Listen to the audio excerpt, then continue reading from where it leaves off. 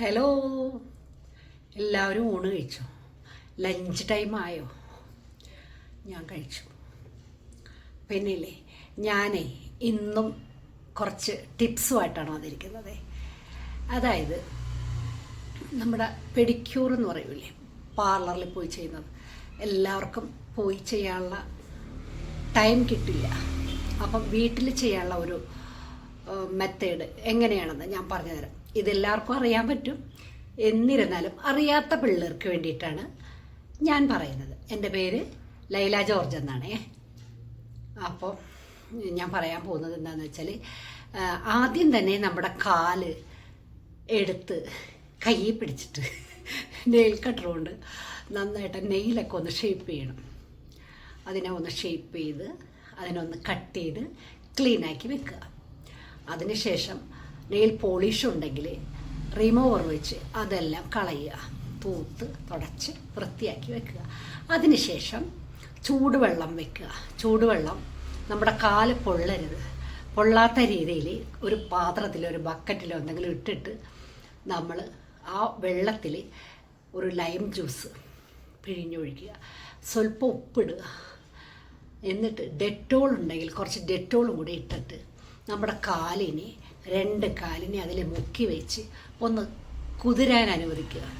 ഒന്ന് അത് അഴുക്കെല്ലാം ഒന്ന് ഇളകി കഴിയുമ്പോൾ നമുക്ക് സ്ക്രബ്, ഈ ഇത് വാങ്ങിക്കാൻ കിട്ടുമല്ലോ, എന്താ പറയുക, സ്ക്രബ് ചെയ്യണ സാധനം വാങ്ങിക്കാൻ കിട്ടും. ഒരു സ്റ്റോൺ കിട്ടും.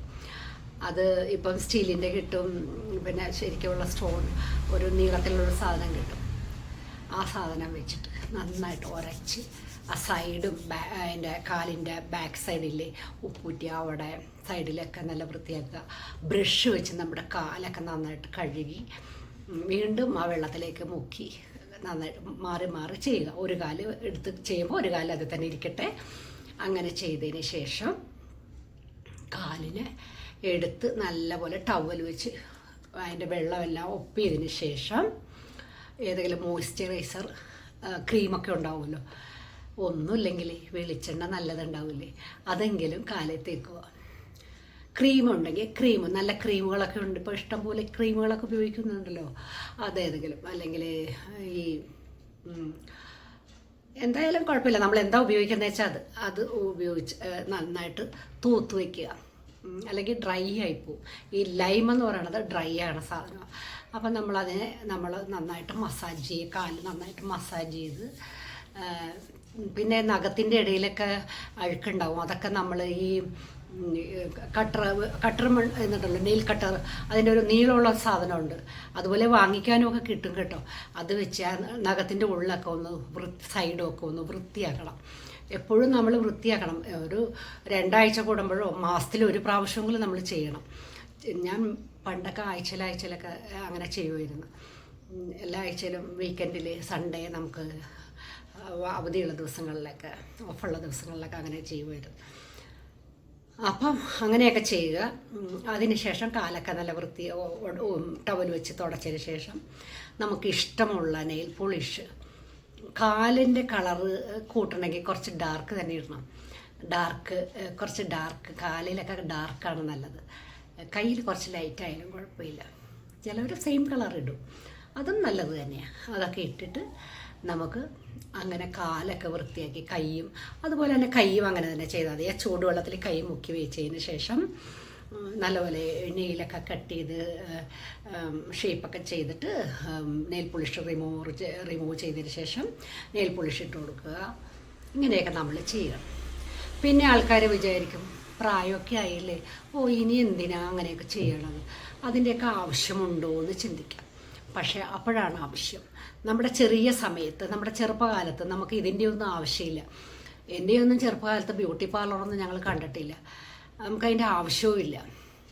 നമ്മുടെ വീട്ടിൽ നമ്മുടെ പാരൻസൊന്നും അതിനെ സമ്മതിക്കുകയുമില്ല. പക്ഷേ പ്രായമാകുമ്പോഴാണ് ഒരു സ്ത്രീക്ക് ഒരു 45 വയസ്സ് 50 വയസ്സൊക്കെ ആയിക്കഴിയുമ്പം നമ്മുടെ ശരീരവും നമ്മുടെ മുഖവും സൗന്ദര്യമൊക്കെ കുറയും. 1-2 പ്രസവിച്ച് കഴിയുമ്പോൾ ഇനി എന്തിനാ, 2 മക്കളായില്ലേ, അയ്യോ വയസ്സായില്ലേ, അങ്ങനെയൊന്നും ചിന്തിക്കരുത്. എല്ലാവരും പ്രായമായാലും ഈ വയസ്സെന്നൊക്കെ പറയണത് ഒരു നമ്പർ മാത്രമാണ്.